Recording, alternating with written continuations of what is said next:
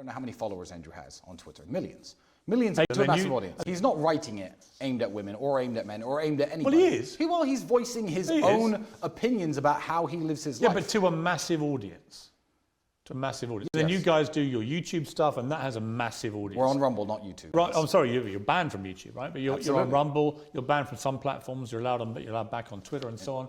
You know, look, I just think it's, for me, when I look at all the rhetoric, the stuff that I find most problematic, to use the phrase of the buzz phrase of our era, absolutely, is simply where I feel like if it strays into that misogyny, I think you let yourselves down. That you have a good message in many ways, but in terms of your general rhetoric, I find that constant running underpinning theme of misogyny and about where a woman's place should be. I do not advocate for drugs. I do not advocate for violence. I do not advocate for any of these things. So if Andrew said that women can't drive as well as men once, like, it's very easy to jump on that and say this man is the world's biggest misogynist because he said X.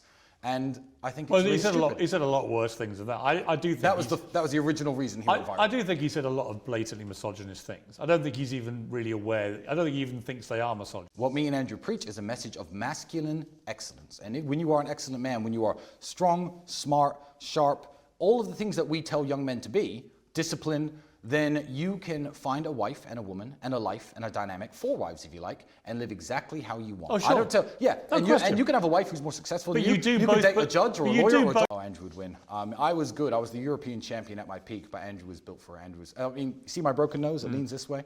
First time it was broken was by him, and it got weaker after that, and I had it broken twice subsequently in kickboxing matches. But yeah, we are rivals in the way that we inspire each other to work better and to be better, but not rivals in any way that his success would upset me or my success would upset him. People often say, and it's certainly true from people I've interviewed over the years, that you're a product of your environment, particularly of your parents. Yes. In a November 2011 Facebook post, your father, Emery, wrote that the eternal problem of the alpha male was protecting his flock of women. He said, "The times I struck a woman, brackets, in passion, I never left a mark, no trace, hyper control, super control of a human animal. They love me still." I've never heard that before in my life. Many other people have categorized it as toxic masculinity because of the misogyny and so on. Do you feel that maybe you have collectively gone too far in the misogyny, and that has been, again, one of the reasons you find yourself in the problems you're in? So the kind of alpha male rhetoric. What have I said that's misogynistic? No, I'm just asking you generally whether you feel that's part of the problem. I don't think that's part of the problem. I don't think it is a problem at all. I think that when somebody has been speaking on the internet for a decade, you have to understand that, first of all, lots and lots of content is produced, and it's very easy to cherry pick and to take things out of context. Sure. When you walk into a prison cell, that's not the reality. The reality is, if I start a fight with this guy, it may be 10 to 15 minutes before anyone shows up. And I'm a 6'4", 17.5 stone former kickboxer. Everyone knows me. Everyone knows I'm a professional athlete. So I actually didn't have any problems at all. I would say that everyone was very kind and very respectful to me.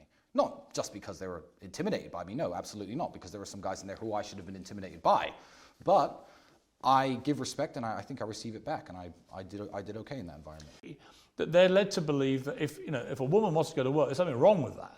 And we're in a very different place now to where we were in the 50s.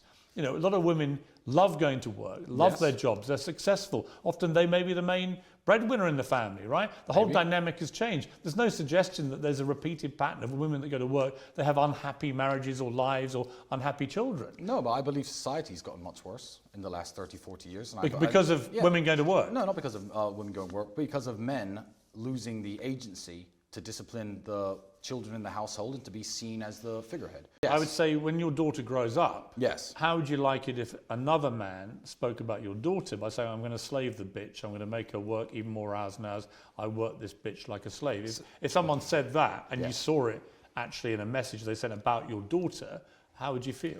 I regret that. I regret that it became public because, you know, the way men speak to each other, if I were to go through all of your WhatsApp messages, I don't know what I'd find. And I also you wouldn't mind if a man spoke that way about your daughter when she's older, you wouldn't mind? The girl I was talking about, I was very in love with at the time. I had a very great relationship with at the time. That's not, you know, if you're her co-worker or you're a man who's stalking her, it's a very different context to if you're her boyfriend. The problem is that in the context of what you've been accused of, Yes, the prosecutor can make it look bad. this looks damning. Of course, but what he doesn't do is he doesn't show the whole conversations to any judge. That is a carefully manipulated and edited and actually constructed conversation, as all of the conversations are. This whole lover boy thing, right? Yes. Oh, absolutely. But in the best and most healthy way. I can't watch him train in the gym for an hour in the morning and then not train for an hour myself. I can't sit there drinking and relaxing and partying while he's on his laptop working. Do you ever fight? No, never. We never argue. You never physically fight? Oh, we used to physically fight all the time. So what you have to understand is when you go through a man's phone, you have 4 years and hundreds of thousands, millions of messages to everyone he's ever spoken to. So anyone coerced, anyone forced, anyone tied up, anyone kidnapped, anyone sold, anyone moved. None of that is in any of my WhatsApp conversations. But DCOT and the prosecutor essentially can eliminate parts of the conversation that he says are not relevant. Now, if you look at the timings between the messages on all of these conversations that look very bad, he's deleting various things, a lot of LOLs and a lot of ha-has, because believe me, if you were to read mine and my brother's conversations, even right now, you could probably accuse me of conspiracy to commit murder because of the stupid things that we talk about. I was talking about... Conspiracy to commit murder? I mean, Andrew, I'm going to kill you when I get home.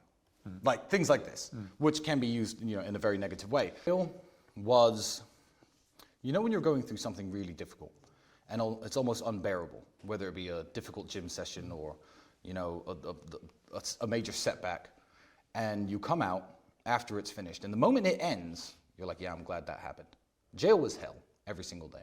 But the moment we got that phone call saying a judge who's now seen the evidence that they've allegedly raised against you has decided to release you, I was very happy for the experience. I'm very happy I spent 3 months living in those conditions. Bill was, you know when you're going through something really difficult and it's almost unbearable, whether it be a difficult gym session or, you know, a major setback, and you come out after it's finished, and the moment it ends, you're like, yeah, I'm glad that happened.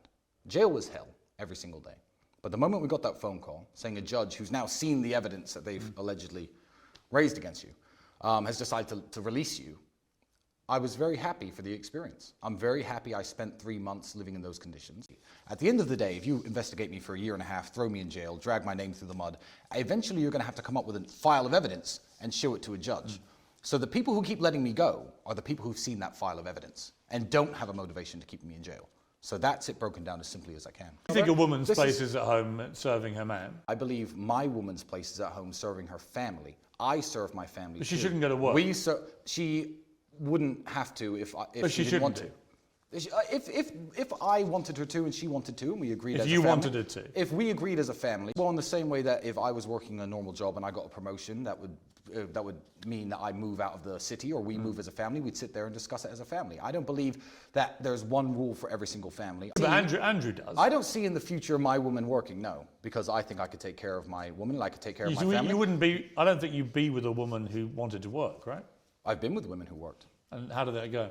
Wonderfully. I've had some absolutely wonderful relationships. In the BBC report of the prosecution files, they quote you as saying about the women who worked on your webcam business, I'm going to slave these bitches. I'm going to make them work even more hours and hours and hours. I work these bitches like slaves. Slave work, minimum 10 or 12 hours a day. I would get into the kickboxing ring for £50 after 8 weeks training, just because I found harmony in the discipline that sport gave me. I think kickboxing is massively, largely responsible for keeping me from ever doing anything illegal. Never tried a drug in my life. Never broken a law in my life. Never broken any law? And my mother's known that even at my most desperate and my most poor, I would come home to her and sleep on her couch for 6 months, as opposed to do anything illegal and try to find an honest, good way of, legal way at least, of making money. Well, she's worried about the situation, but she has no doubt in her mind that I haven't done any heinous things against women, especially for money, because it doesn't make sense that after going through what I've gone through and avoiding any legal problems, suddenly I'm worth hundreds of millions of dollars, and I decide that's the time to start trafficking. What I will say is, I don't look back on my childhood raised in a council estate, on state benefits, you know, I was free school lunches. I don't look back on that and think, oh, my mother was a terrible mother because we didn't have any money, because I don't think it was my mother's job to I guess, provide as much as my father was doing his best from the United States. But I will look back and say my mother was an absolutely wonderful mother. And I was sitting listening to your interview about women shouldn't work and be taken care of, etc. To an interview I saw, I can't remember, I think it was on ITV, with the late Christopher Hitchens. Why would I want my women coarsened in the labor market? He said exactly the same thing Andrew said. Yeah, of course. It just seems to me that the rhetoric, particularly by Andrew, but also some of the stuff they found with you, the way that you talk about women may be part of the problem you found yourselves in here. And from Andrew's recent tweeting, there's no sign to me that he is aware or self-aware of quite how some of this stuff comes over. I understand. But I do believe masculinity is important. And I don't like the way it's always constantly reframed as toxic. Let me tell you, me and Andrew live in very different ways in regards to the way we see relationships, etc., because we are both very different people. But he can live the way he wants to live because, one, him and his girlfriend are both consenting adults, and that's their prerogative. Two, he's achieved a level of success and masculine excellence where he has the choice of picking which type of women he wants to date.